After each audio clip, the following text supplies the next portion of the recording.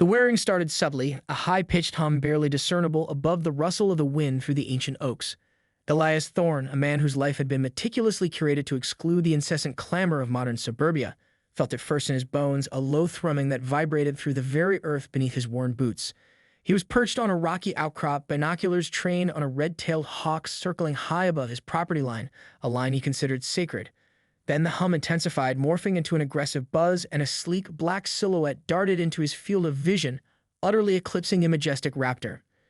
It was a drone.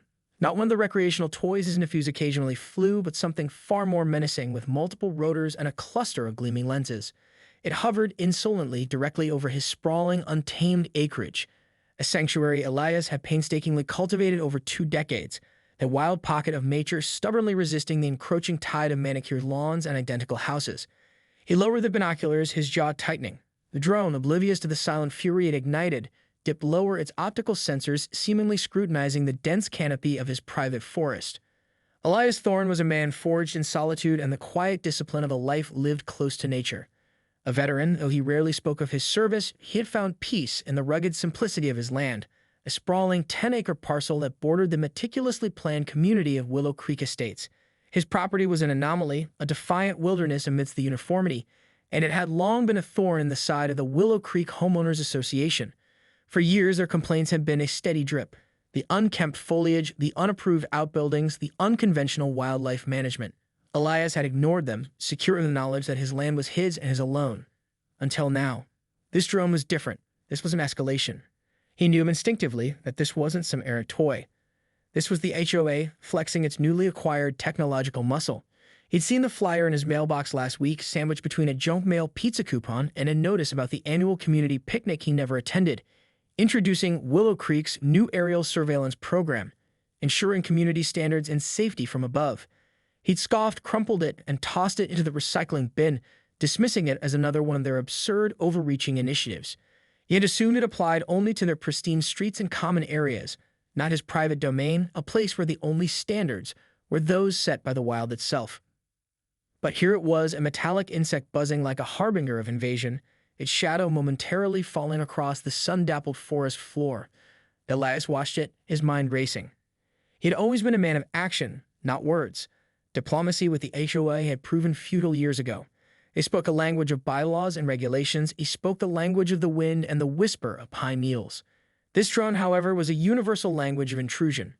He tracked its slow, deliberate path, noting its altitude, its speed, the way it seemed to be mapping the perimeter of his property. It lingered over his pond and drifted towards the old barn where his most prized and unusual companions resided.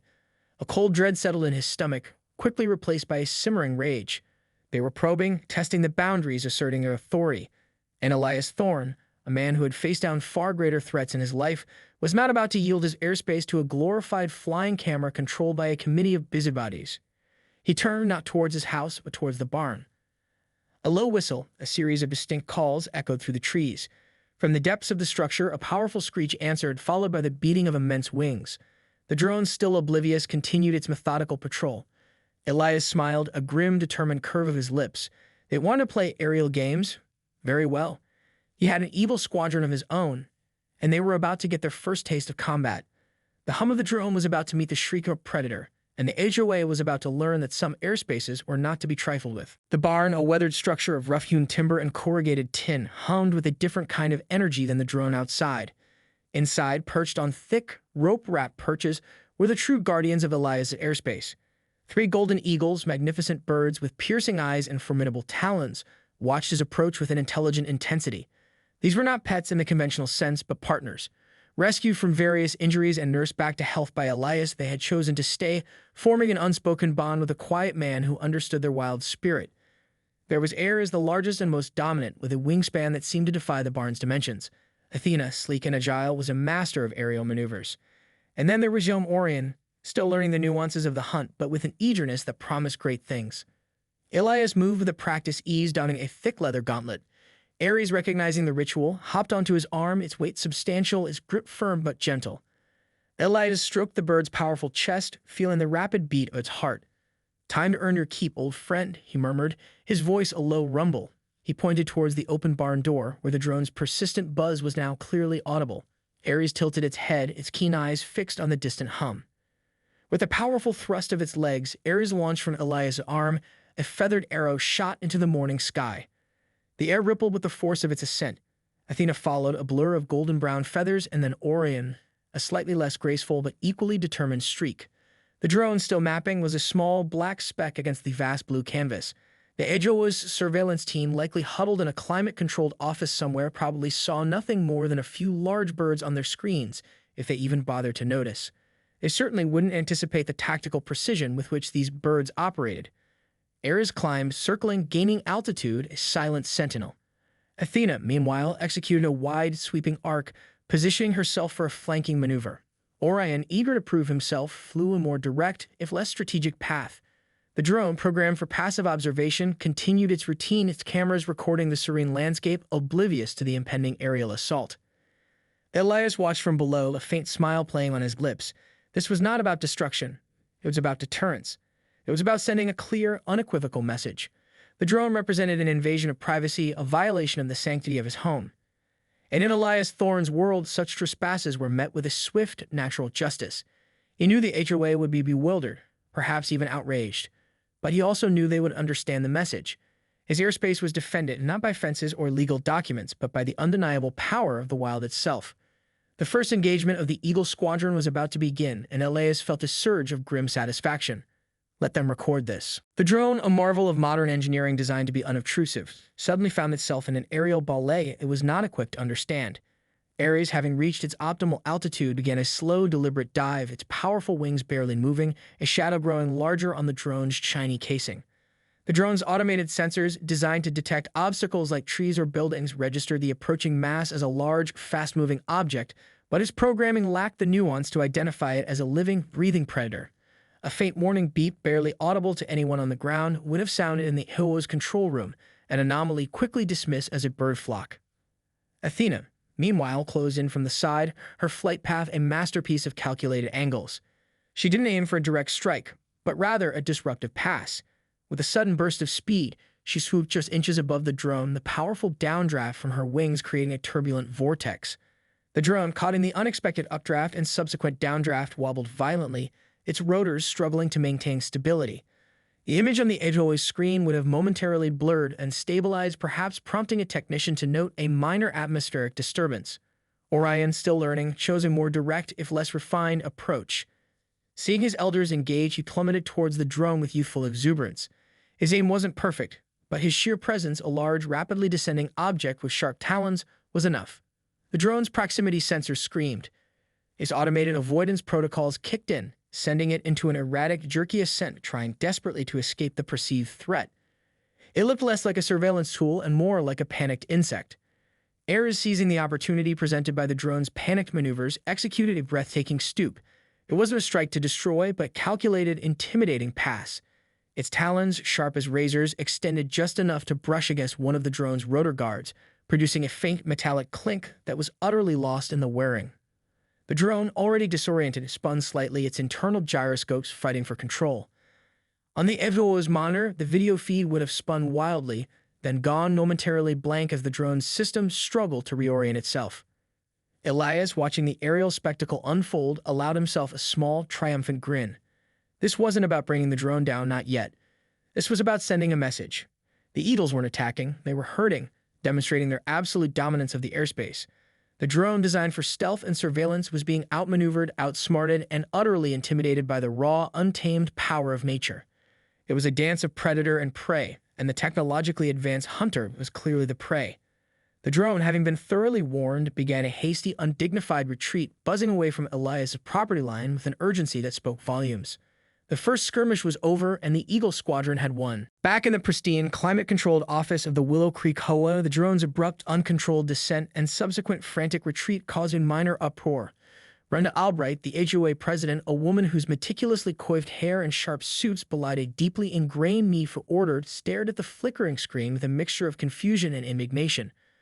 "What in the blazes was that, Gary?" she snapped at the young technician, whose face was a mask of bewildered frustration. Gary, a recent college graduate with a drone pilot certification but little real-world experience beyond mapping golf courses, stammered, I don't know, Ms. Albright. It just went haywire. The proximity sensors went off the charts, and then the video feed just scrambled. It looked like a flock of birds, but the readings were so erratic. He gestured helplessly at the telemetry data, which showed sudden, unexplainable shifts in altitude and velocity. Brenda narrowed her eyes, her gaze piercing. "Birds, Gary? You're telling me our state-of-the-art surveillance drone, designed to monitor our community for unauthorized structures and unkempt landscaping, was scared off by a few pigeons?" Her voice dripped with sarcasm. And why was it so far off course? It was supposed to be patrolling the common areas, not Mr. Thorne's wildlife sanctuary. Gary winced, knowing the mention of Elias Thorne was always a sore spot. It seemed to drift, ma'am. The wind currents, perhaps. And then, well, it just seemed to encounter something very large very fast. The system registered multiple large objects, moving with incredible speed and agility. It was like it was being buzzed by fighter jets, but with feathers. He trailed off, realizing how absurd he sounded. Brenda leaned back, her perfectly manicured fingers tapping rhythmically on the polished conference table. "Feathers," she repeated, a dangerous glint in her eye. "Mr. Thorne." Of course, she knew Elias Thorne was unconventional, but this was beyond the pale. She had heard rumors, whispers from the few residents brave enough to venture near his property, large, mysterious birds. But to actively interfere with HOA property, this was an act of defiance, a direct challenge to their authority. "Retrieve the drone, Gary," she commanded, her voice hardening, "and pull every bit of data from it. I want to see every frame of that atmospheric disturbance. This isn't just about a rogue bird. This is about establishing control. We are the Homeowners Association, and we will not have our airspace violated by feathered hooligans." She imagined the Elias Thorne out there in his wild kingdom, laughing at their technological prowess. The thought fueled her resolve. This was war, and Brenda Albright was not one to back down, especially not from a man who preferred the company of wild animals to civilized society. The next phase of the aerial surveillance program, she decided, would be far more aggressive. The following morning, a new hum filled the air, distinctly different from the previous day's intrusion. It was lower, steadier, and carried a subtle, almost menacing thrum. Elias, already up and observing from his usual vantage point, noted two drones this time. They were larger, more robust, and flew in a synchronized pattern, maintaining a higher altitude, seemingly out of reach of his feathered squadron. Their undersides gleamed with what appeared to be enhanced optical arrays, and one even had a small, retractable arm that suggested some form of interaction capability. This was Brenda Albright's more aggressive phase, no doubt. He watched them for a long time, his expression unreadable. They weren't just mapping now, they were asserting dominance, flying in a grid pattern directly over his property, their presence a constant, irritating buzz in the otherwise peaceful morning. Elias knew that a direct, destructive confrontation was not his goal. He sought peace, not war, but he would defend his sanctuary at all costs. The eagles, sensing the shift in the aerial landscape, circled restlessly above the barn, their calls sharper, more agitated. They understood the threat, the encroachment. Elias returned to the barn, his mind already formulating a counter-strategy. He had anticipated this escalation. The HOA, with its rigid adherence to rules and its reliance on technology, would double down. But they underestimated the ingenuity of a man who lived by different rules, and the primal power of his allies. He retrieved a worn leather satchel from a hidden compartment, its contents a collection of various reflective and sound-producing objects. He also pulled out a small, portable, high-frequency sound emitter, a device he'd tinkered with for years to deter pests from his garden. It might just be enough to disrupt a drone's sensitive electronics, or at least make its operators uncomfortable. He spent the next few hours working, his movements precise and deliberate. He fashioned small, lightweight harnesses for Ares and Athena, attaching tiny, highly reflective mirrors to their backs, strategically angled to catch and scatter sunlight. He also attached small, thin strips of a specialized, lightweight material that, when vibrated by the wind, would produce a subtle, high-pitched hum designed to interfere with drone navigation systems. Orion, still too young for such complex maneuvers, would serve as a backup, a deterrent by presence. As the sun began to climb higher, the two HOA drones continued their methodical patrol.